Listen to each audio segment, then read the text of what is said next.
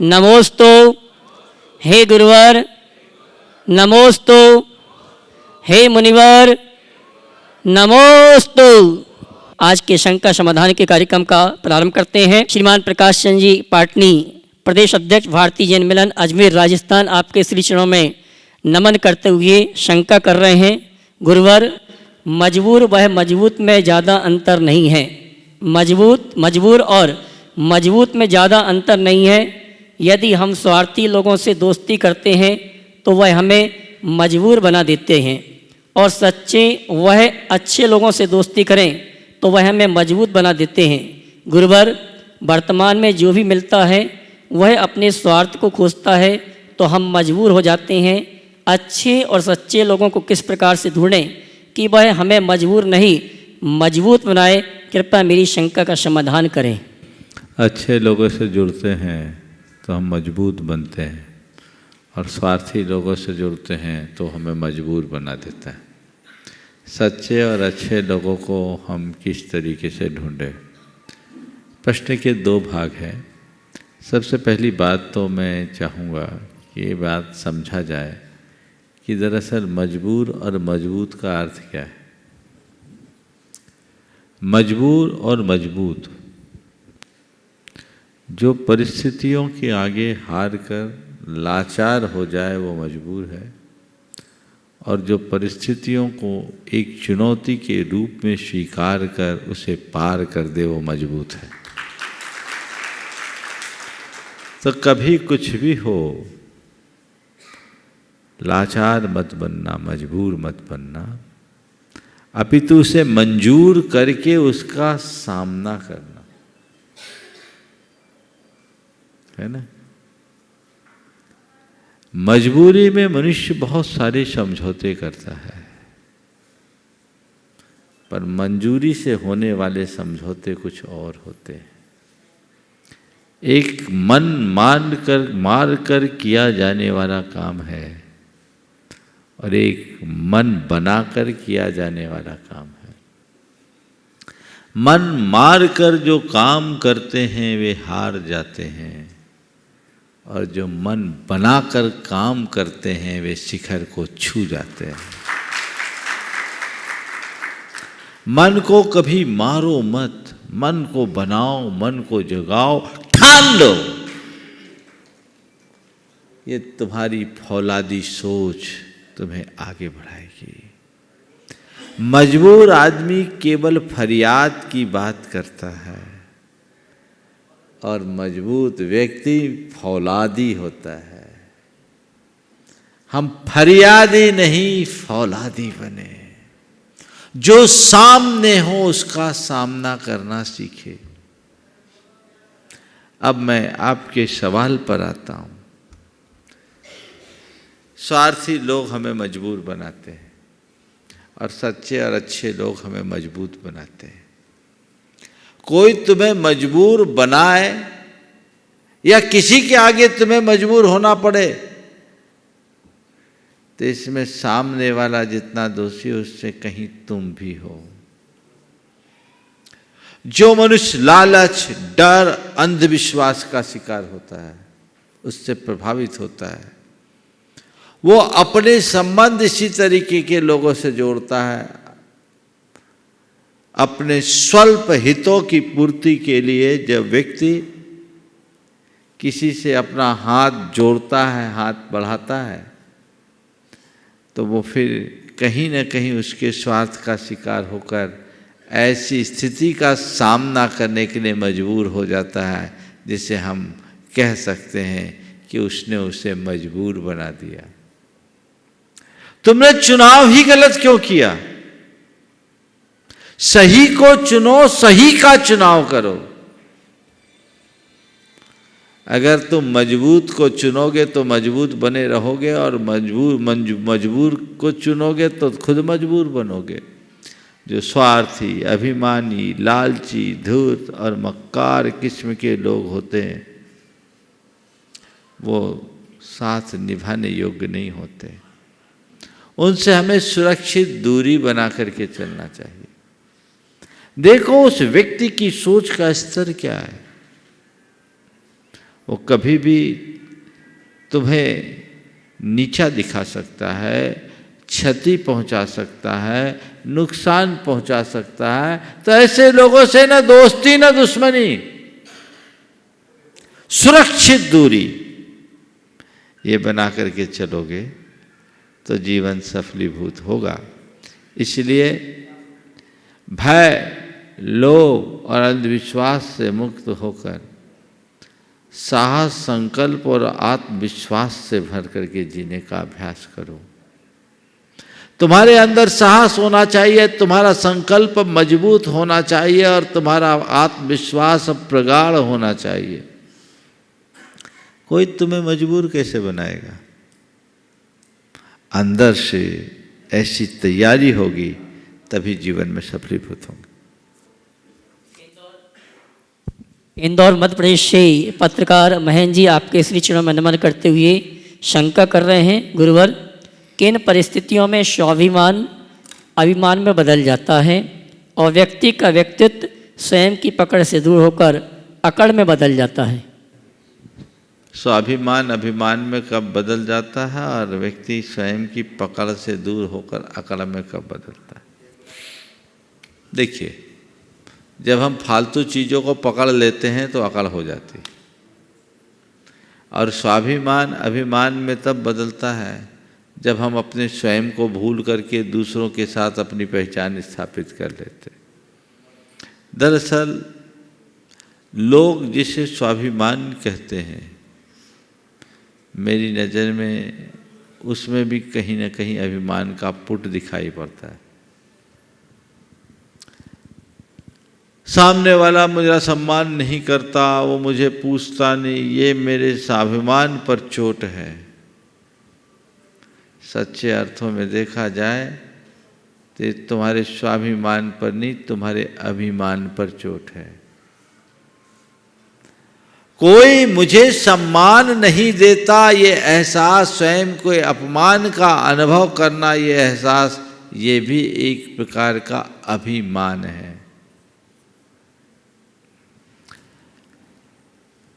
पर कोई मुझे सम्मान दे न दे, मन में किसी से सम्मान की चाह न होना ही स्वाभिमान है।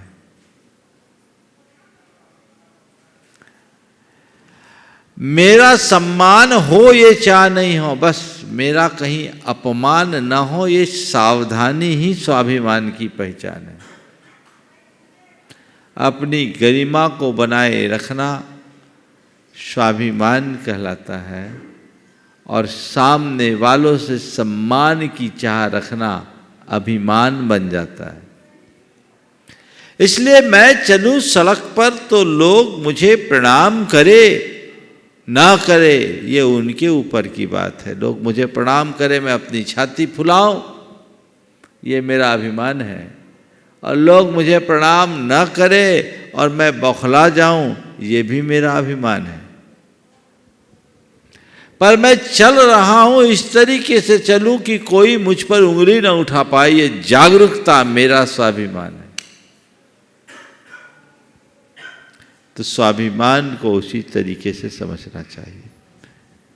लेकिन जब हम अपने को भूलकर औरों के साथ अपना नाता जोड़ते हैं, दूसरों से अपना कंपैरिजन शुरू कर देते हैं, जब मुझे लगता है मैं बड़ा हूँ, मैं घर का मुखिया हूँ, परिवार का मुखिया हूँ, समाज का प्रमुख हूँ, संस्था का प्रमुख हूँ, संघ का प्रमुख हूँ, और मुझे इतना तो श्रेय मिलना ही चाहिए, और वो नहीं मिलता तो कहते ये हमारे स्वाभिमान पर चोट है। चोट स्वाभिमान पर नहीं, अभिमान पर है। और पकड़ अकड़ में कब बदल जाती है? जब हम खुद को भूलकर चीज़ों को पकड़ लेते हैं। जिस दिन तुम अपनी आत्मा को पकड़ोगे, सारी अकड़ खत्म हो जाएगी। और जो निज को भूलकर पर को पकड़ते हैं, वो जिंदगी में अकड़ते हैं। ऐसे एक बात बोलूं, अकड़ किस में होती है? जिंदे में नहीं, मुर्दे में। किस में होती है? हाँ, जिंदे में कि मुर्दे में? अकड़ खास मुर्दे की पहचान है। अकड़ खास मुर्दे की पहचान है, झुकता वही है जिसमें जान है। तो हम अपने चेतना के साथ अपना संबंध बनाए, तब हम कहीं जाकर अपना पथ प्रशस्त कर पाएंगे। बिनौली वागपत उत्तर प्रदेश से श्रीमान नितिन जी जैन आपके श्री चरणों में नमन करते हुए शंका कर रहे हैं। महाराज श्री, पहले भोजन को लेकर बहुत अच्छी बात कही जाती थी कि उतना ही लो थाली में, बेकार न जाए नाली में, लेकिन आज के समय में बिल्कुल उल्टा ही देखने को मिलता है। आज के समय में थाली और नाली दोनों ही भरी दिखाई देती हैं। तो महाराज श्री, भोजन सिर्फ थाली में ही दिखाई दे, इसके लिए क्या प्रयास करना चाहिए, क्षमादान कीजिए। एक बार की बात, एक जगह ये बार बार घोषणा दी जा रही थी उतना ही ले थाली में, व्यर्थ न जाए नाली में। तो एक खाने वाले ने क्या कहा, देखिए सोच, बोले भैया क्यों बार बार अनाउंसमेंट कर रहे हो, कैटरिंग का माल है, पैसा तो पूरा लेगा, हम खाएं चाहे थाली में जाए चाहे नाली में जाए। जब इस तरह की सोच होती है तो मनुष्य संवेदनहीन हो जाता है।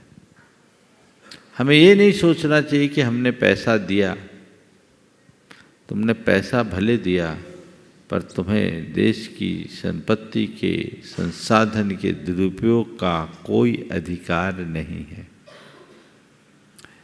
एक परिवार जापान गया। जापान में एक रेस्टोरेंट में भोजन करने के लिए बैठा। जैसा कि भारतीयों की आदत है, ले पूरा लेते हैं और नहीं है तो फिर छोड़ देते। वो कुछ जूठा छोड़ने को जा रहा था, तो वहाँ वेटर ने कहा कि महोदय कृपया जूठा न छोड़े।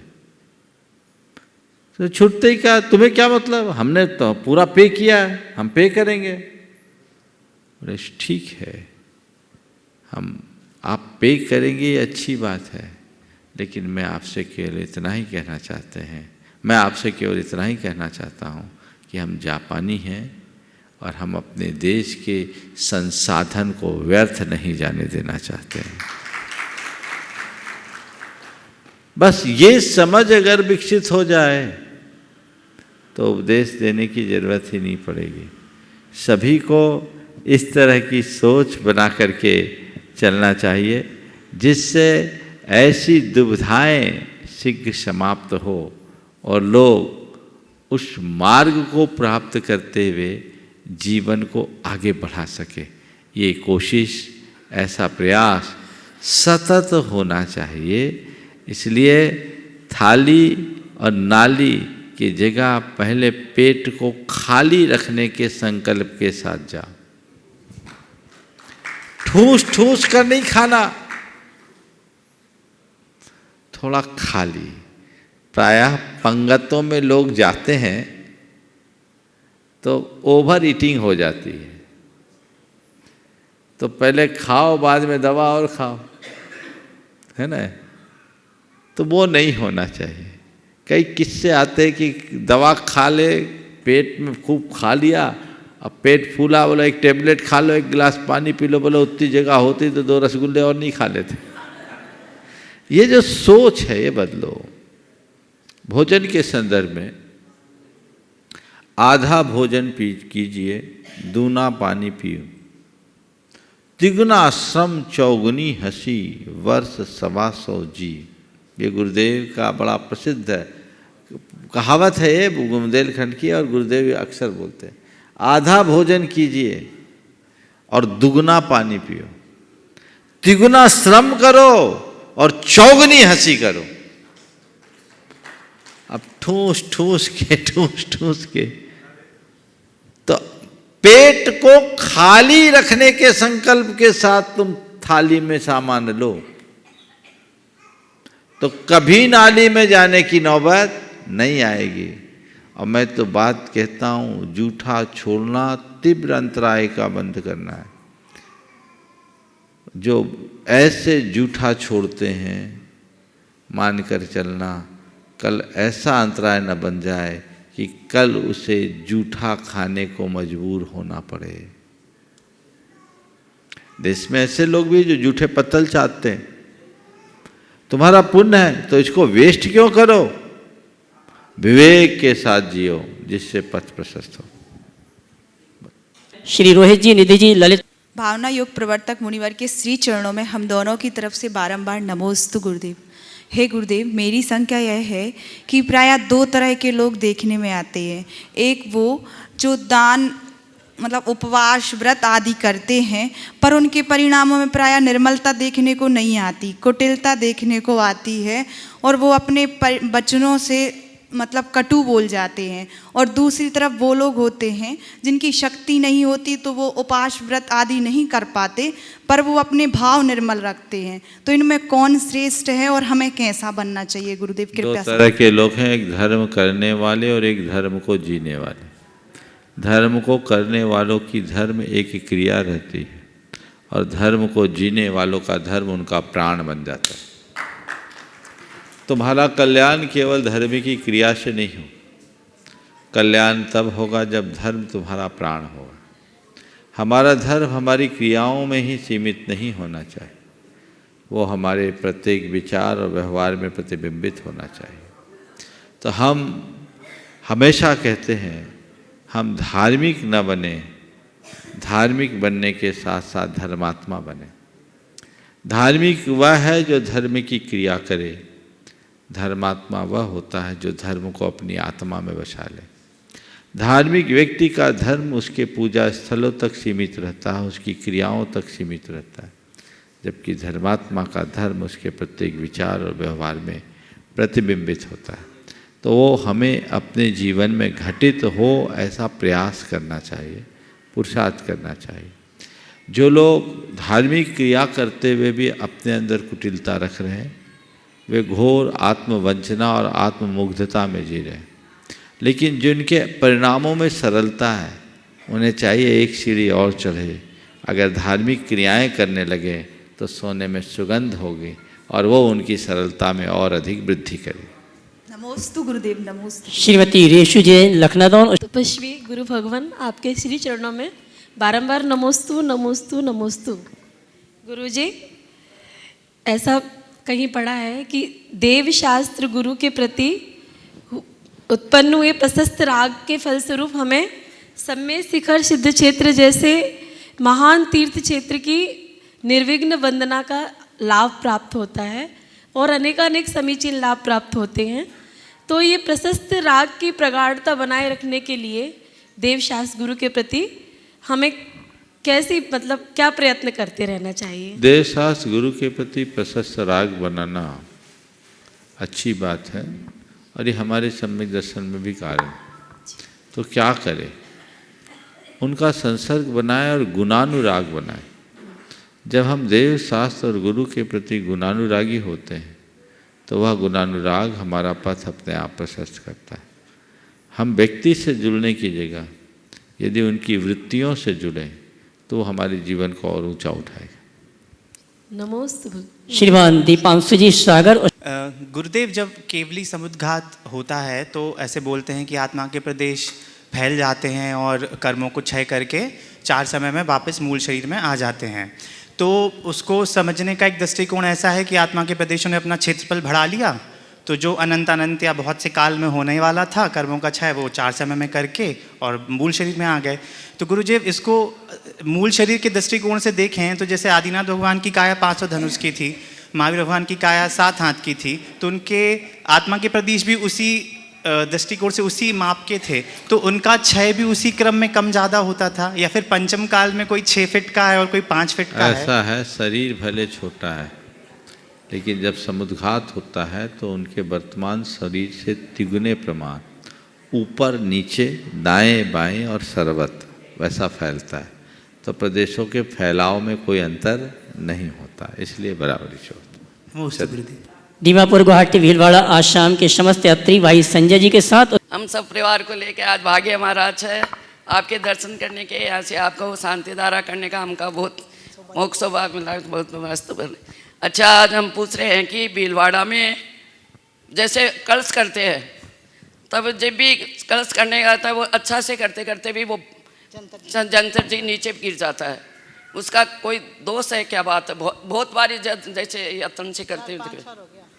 देखिए, अभिषेक करने वाले को चाहिए ऐसी व्यवस्था रखे कि प्रभु के नमन का एक बूंद जल भी इधर उधर न गिरे, और यदि है तो ये दोष है, इसे दूर करना चाहिए।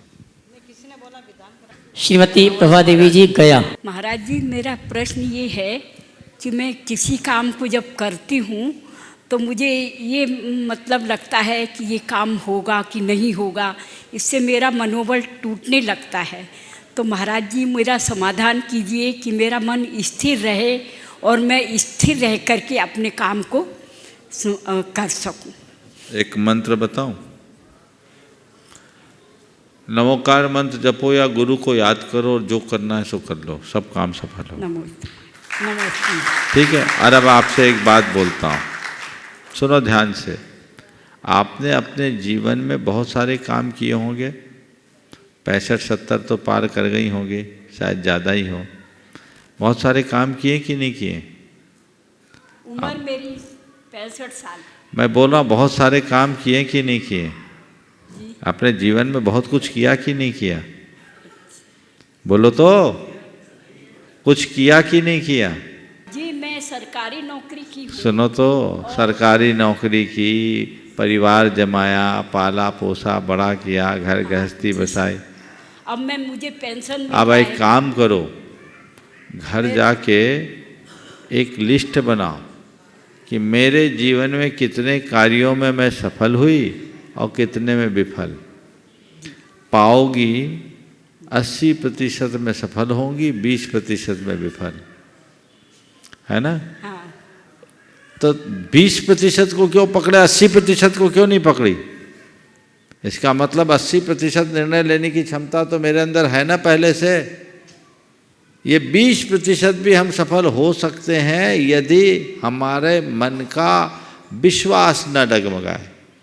और एक बात बोलूं, दुनिया के सफलतम व्यक्ति भी ऐसे नहीं मिलेंगे जो इनका हर काम 100% सफल हो।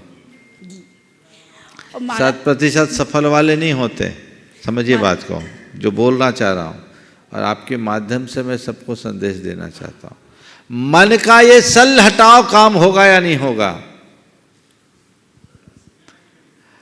काम कैसे होगा ये दिमाग से हटाओ, काम कैसे करना है ये दिमाग में बिठाओ। होगा, हम करेंगे तो होगा। कैसे होगा? अरे जैसे करेंगे वैसे होगा। नहीं हो जाए दोबारा प्रयास करो, तीसरी बार प्रयास करो। आम में जितने मोर आते सब थोड़ी फलते हैं। कितना भी पुण्यशाली मनुष्य क्यों ना हो, कितना भी प्रतिभावान व्यक्ति क्यों ना हो, उसके सारे निर्णय सही नहीं होते। लेकिन आत्मविश्वासी व्यक्ति अपने गलत निर्णय में भी सही साबित कर सकता है। समझ गए? सर हरि सिंह गौर का नाम आप सब लोगों ने सुना होगा। सागर विश्वविद्यालय के संस्थापक व बैरिस्टर रहे। एक बार किसी केस की बहस के लिए चले गए। वो जीवन में कोई केस नहीं हारे, उनके जीवन का रिकॉर्ड रहा, ऐसा कहते हैं लोग। मैंने उनके बारे में ऐसा पढ़ा है। तो अपनी फाइल देखे बिना चले गए, और क्या हुआ, अपने ही क्लाइंट के अगेंस्ट आर्गुमेंट करना शुरू कर दिए। उनका जो मुवक्किल था घबराया, सामने वाले प्रतिपक्षी वकील का चेहरा खिल गया। अब उनका मुंशी धीरे से उनके कोट खींच के कहा, सर हम तो अपने अगेंस्ट जा रहे हैं। उसकी बात को उनने अनसुना किया और अपने ही पक्ष की धज्जियां उड़ानी शुरू कर दी, और पूरा वक्तव्य देने के बाद एक गिलास पानी पिया, और पानी पीने के बाद कहते हैं, योर ऑनर, अभी तक मैंने जो बातें कही ये सब मेरा प्रतिपक्षी वकील कहेगा। अभी तक मैंने जो बातें कही ये सब मेरा प्रतिपक्षी वकील कहेगा। अब मैं एक एक करके इनका खंडन करता हूं और अपने ही आर्गुमेंट से अपने ही आर्गुमेंट का खंडन किया और केस जीत गए। समझे? इसलिए घबराओ नहीं, आप तो अपनी पारी पूरी कर चुकी हैं, आगे बढ़ गई, लेकिन मैं आपके माध्यम से तमाम युवाओं को कहना चाहता हूँ कि घबराओ नहीं, हिम्मत रखो, सोच को सकारात्मक बनाओ और आत्मविश्वास से लबरेज रहो। विफलता में भी सफलता का रास्ता मिल सकेगा।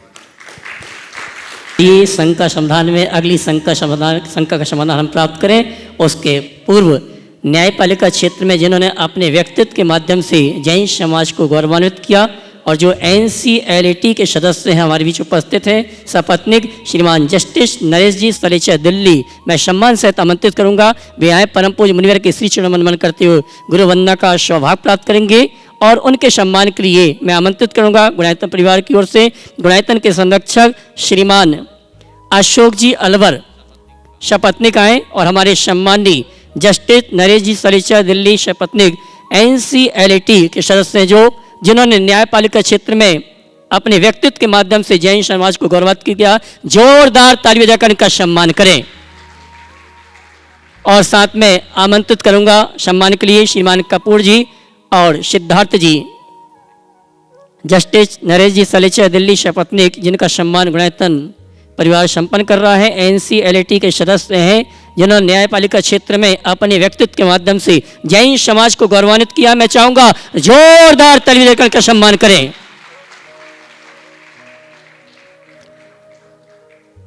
और आइए इसी क्रम में मैं आमंत्रित करूंगा उस परिवार को जिन्होंने डालमिया सीमेंट में अपनी सेवाएं दे रहे हैं और डालमिया सीमेंट के CEO साहब हैं और MD भी हैं, महेंद्र जी संगी हमारे बीच उपस्थित हैं।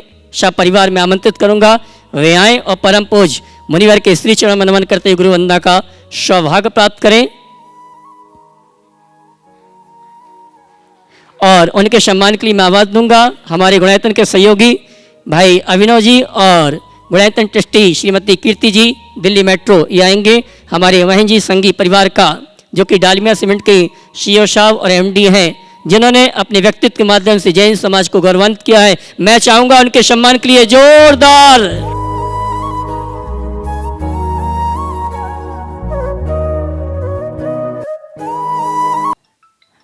न्यायाधीश श्रीमान नरेश जी सलेचा दिल्ली अगली शंका लेके आ रहे हैं और इसके बाद मैं अगली शंका के लिए नाम घोषित करता हूं श्रीमान महेंद्र जी संगी डालमिया सीमेंट CEO MD साहब। हाँ, पहले सलेचा जी बोलिए। गुरुदेव के चरणों में भावभीना वंदनम। मैं आपको कई महीनों से सारे प्रोग्राम सुनता हूँ। मेरी एक शंका है, मैं ध्यान लगाने की कोशिश करता हूँ, बैठता हूँ, कई बार ध्यान लगता है, घंटा भर बैठता हूँ। उसके बारे में आप ज़रा हमें मार्गदर्शन करें कि क्या करें कि हमारा मन पूरा अपने आप में लग जाए, आत्मकल्याण के लिए ये सहायक हो।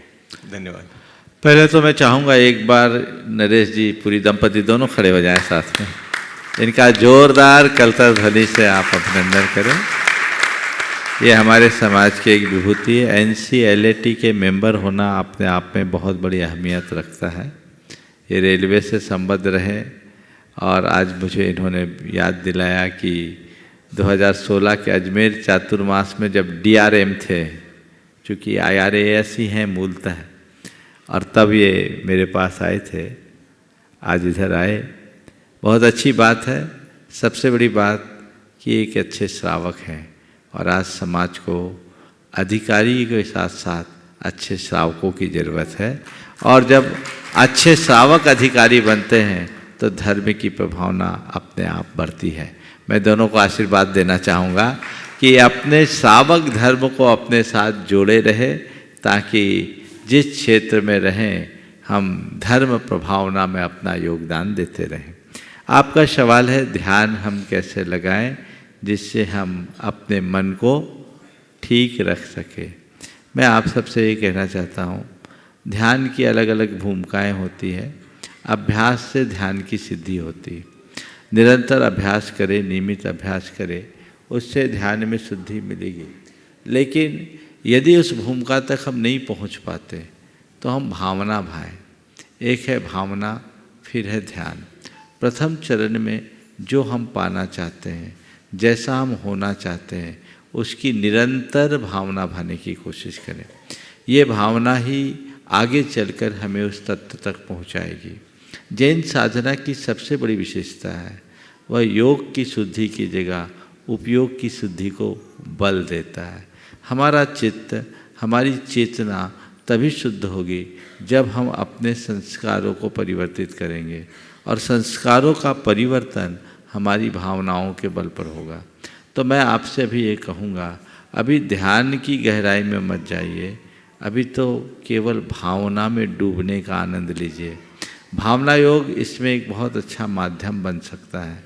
निरंतर आप ऐसा करेंगे तो आप पाएंगे कि आपका तन, मन और चेतना तीनों में काफ़ी कुछ निखार आया है, परिवर्तन आया है, और यही अगली श्रेणी में आपको पहुंचाने में समर्थ हो सके। बहुत बहुत धन्यवाद, बहुत धन्यवाद। डाल इन्वेस्टमेंट के CEO और MD साहब। मैं अपने आप पे नियंत्रण करना चाहती हूँ, अपने स्वभाव पे, अपने क्रोध पे, या अपने। बहुत अच्छा, ये आपकी ही नहीं कई लोगों की समस्या है, बल्कि सबकी है। भावनाओं पर नियंत्रण करना बहुत ज़रूरी है, और कहीं भी अक्सर लोग अपने इस नियंत्रण के अभाव में बड़ी बड़ी समस्याओं का सामना करते हैं। इसका बड़ा सफल प्रयोग भावना योग के माध्यम से लोगों ने किया है। मैं आपसे भी कहूँगा, नियमित भावना योग करिए, 90 दिन तक करिए। आप पूरा सेशन लीजिए 45 मिनट का। आप पाएंगे कि आप में बहुत ज़्यादा सहजता और शांति आई, और उसमें खाली टाइम में मुझे सहज रहना है, मुझे शांत रहना है, और मुझे संयम रहना है, मुझे संयम रखना है। ये 3 आत्म सुझाव आप जब भी खाली हो दें। मुझे सहज रहना है, मुझे शांत रहना है, मुझे संयम रखना है। ये आप अपने सबकॉन्शियस माइंड में डालिए। उससे क्या होगा, जब भी आपका मन असहज होने को होगा, जब भी आपके अंदर अशांतिजन उद्वेग होगा, और जब भी आपके हृदय में भावनाओं का वेग आएगा, अंदर से आवाज़ आएगी, मुझे सहज रहना है। ये उफनते दूध में पानी का छींटा बनकर आपके मन को शांत करेगा। बस अभ्यास कीजिए। बहुत लोगों में ऐसा परिवर्तन आया है। मुझे पूर्ण उम्मीद है कल आप भी हमारे उदाहरण बन सकते हो। बहुत सुंदर। हाँ, डालिमा सीमेंट के CEO और MD साहब श्रीमान महेंद्र जी संघी। उसके बाद अगली संख्या के लिए वृत्ति श्रावक श्रीमान अशोक जी अलवर, गुणायतन संरक्षक। बारंबार नमस्तु महाराज साहब, नमस्तु नमस्तु। आपके भावना योग से मैं जुड़ी हुई हूँ, और कई बार ध्यान में कुछ अनुभव भी हुए हैं, और मैंने अपने गुरु महाराज को ऊपर देखा, और उसके कुछ टाइम बाद ही उनका देह त्याग हुआ था। तो वो मुझे लगा कि शायद आपके भावना योग से मुझे पहले ही पता चल गया था कि उनका आयुष्य पूरा होने वाला है, और मुझे दुख भी बहुत हुआ कि मैं उस बात को शायद पहचान नहीं पाई। और उनको मैंने ये ज़रूर बताया था कि मैंने आपके साथ सानिध्य में ये भावना योग करा था, और उनको मैंने ऊपर भगवान के साथ में देखा है। तो वो उनके आंखों में भी आंसू आए थे, और उन्होंने बोला था कि मेरा अहोभाग्य है कि मैं वहाँ पहुँचा। तो आपके भावना योग में बहुत बल है, और उसका मैंने अनुभव किया है। इतना ही आपसे कहना चाहूँगा। बहुत बहुत अच्छा। हाँ, नमस्तु महाराज साहब, नमस्तु नमस्तु। इनका भावना योग से बहुत फ़ायदा हो रहा है, और उसका डायरेक्टली इनडायरेक्टली फ़ायदा मुझे भी होता है।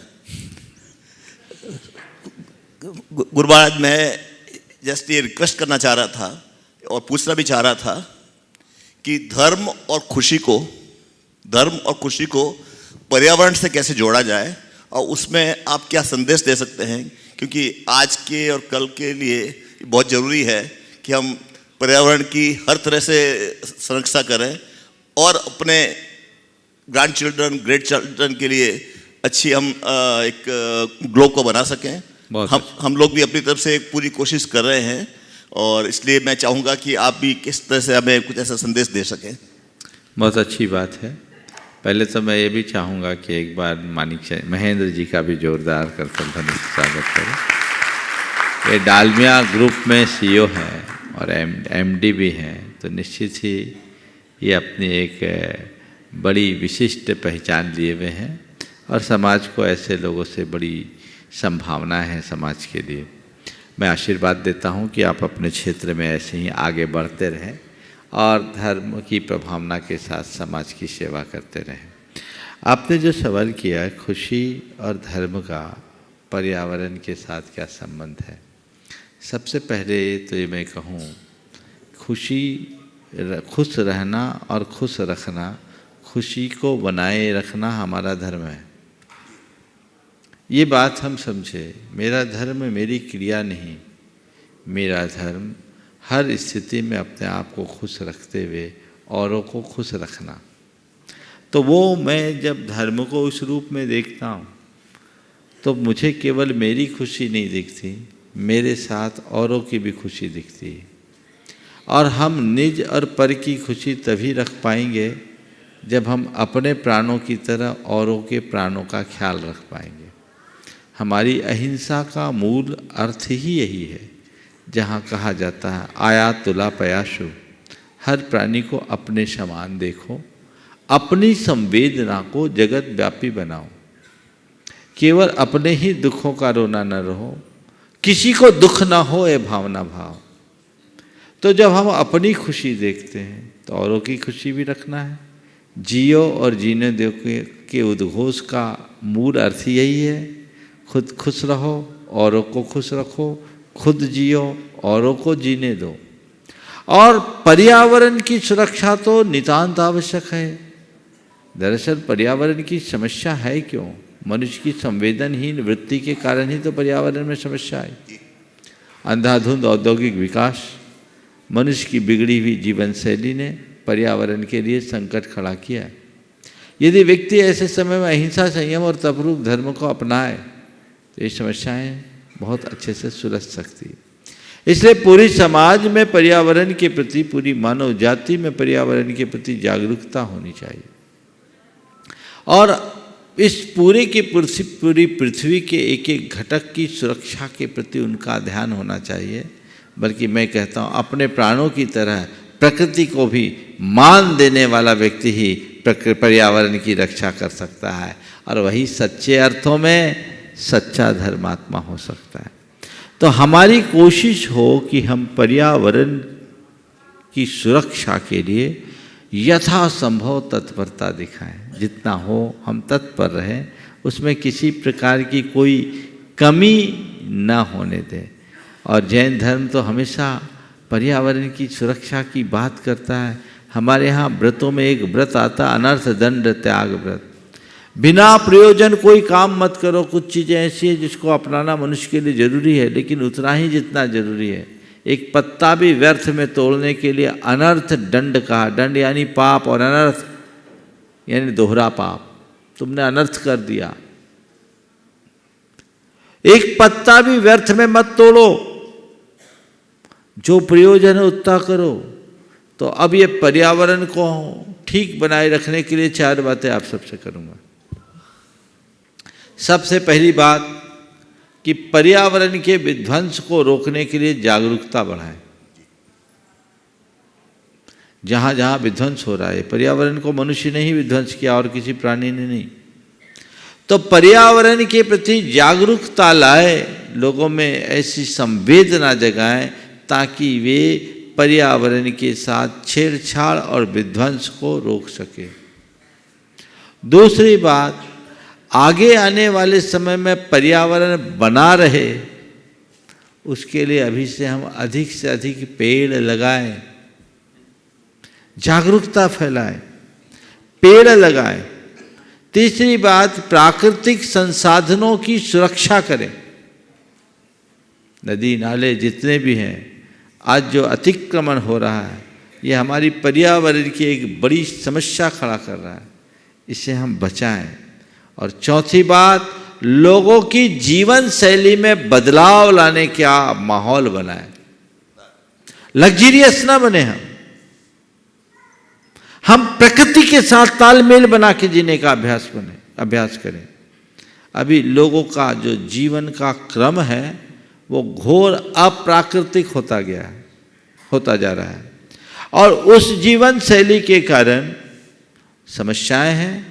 व्यक्ति न केवल बाहर के पर्यावरण को खेल रहा है, अपितु उसके भीतर का पर्यावरण भी पूरी तरह बिगड़ा हुआ है। घोर प्रदूषण है। मैं तो कहता हूँ बाहरी प्रदूषण से ज़्यादा खतरनाक मानसिक प्रदूषण है। कई पर्यूषण मनाने के बाद भी प्रदूषण जो के तो उसको शुद्ध करे, उसके प्रति जागरूकता लाए। यदि इन चारों स्तर पर हम लोग बात करते हैं तो मुझे पूर्ण उम्मीद है कि हम काफ़ी हद तक आने वाली पीढ़ियों को एक अच्छा पर्यावरण सौंपने में सहभागी बन सकेंगे। नमस्ते वाला साहब, मैंने जितना सोचा था उससे बहुत ज़्यादा मुझे मिल गया और मेरा एक यही रिक्वेस्ट रहेगा लास्ट में कि कैसे खुशी और पर्यावरण योग, जैसे आपने भावना योग चलाया है, कभी सोचिएगा। बिल्कुल बिल्कुल। गुरुजी नमन, संसार के सभी जीवों की तरफ से सत सत नमन, अनंतों बार नमन। गुरुजी आपने हमारे धर्म में 16 कारण भावना, 12 भावना, अनुप्रेक्षा, वैराग्य भावना, इनका बहुत महत्व है। तो महाराज जी, हम श्रावक किस रूप में इन्हें अपनाकर अपना उद्धार कर सकते हैं? इन पर मैंने काफ़ी विस्तार से व्याख्यान दिया है। 16 कारण भावना पर भी मेरे पूरे प्रवचन हैं। समझ गए? क्या नाम है उसका? जीवन की राह, सही जीवन की राह बाहर उपलब्ध हो गए। धर्म साधिए जीवन में 12 भावना है ना? हाँ जी। और वैराग्य भावना पर भी बाहर उपलब्ध है। ये समय समय मार्गदर्शन दिए। 12 भावनाएं, वैराग्य भावना एक है। इनको हम सुने, भावना योग का प्रयोग करें, उसमें सारी भावनाओं का समाहार हो गया, लाभ मिले। नमस्ते। श्रीमती कीर्ति जी, दिल्ली मेट्रो। नमोस्तु भगवान।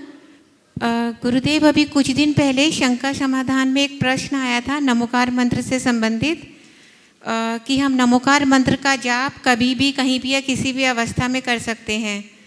तो गुरुदेव, उसके उत्तर में आपने 4 या 5 कारण बताए थे कि हम ऐसा क्यों कर सकते हैं, और उसमें एक कारण ये भी था कि इसमें कोई बीजाक्षर नहीं है। तो गुरुदेव, हम श्रावकों में अधिकतर लोग, जो लोग नियम लेते हैं कि हमें 25 माला रोज करनी है, 50 या 100 माला रोज करनी है, तो अधिकतर लोग पूरे नमकार मंत्र की माला करने की बजाय ओम ह्रीम असिया उषा की माला करते हैं। और गुरुदेव, जब सिद्ध चक्र विधान होता है तब भी अधिकतर सभी लोगों के मुंह पे यह मंत्र चढ़ जाता है, तो वो चलते फिरते या सोते जागते उच्चारण करते हैं। परमेष्टि वाचक मंत्र को आप पढ़ सकते हैं, लेकिन उसमें भी गुरुओं का मार्गदर्शन लेना चाहिए, अन्यथा कई बार उसका दुष्प्रभाव भी देखा जाता है। तो जो ओम ह्रीम असिया उषा वो चल सकता है, कॉमन मंत्र। नमोस्तु। मनसेत मंच पर आमंत्रित करूंगा न्यायपालिका के न्यायाधीश श्रीमान नरेश जी सलेचा, शपथिक, दिल्ली, वे आएँ और परम पूज मुनिवर के हाथों से जो प्रवचन मुनिवर ने अपने मुख से आप तक प्रेषित किए हैं, लिपिबद्ध किए गए हैं, मैं आमंत्रित करूंगा श्रीमती सलेचा जी, वे भी आ जावे। इसी क्रम में डालिमा सीमेंट के श्रीमान शीओ साहब, एमडी साहब, महेंद्र जी संगी, शपथनिक, ए भी आ जावे। और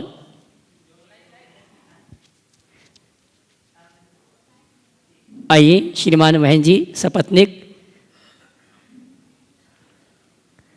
श्रीमान महेंद्र जी डालिमा सीमेंट, शीओ साहब, एमडी साहब। चलिए, इस प्रकार आज के सत्र को परम पूज्य गुरुदेव के चरणों में नमन अर्पित करते हुए यहीं पर विराम। बोलिए परम पूज्य आचार्य गुरुवर श्री विद्यासागर जी महाराज।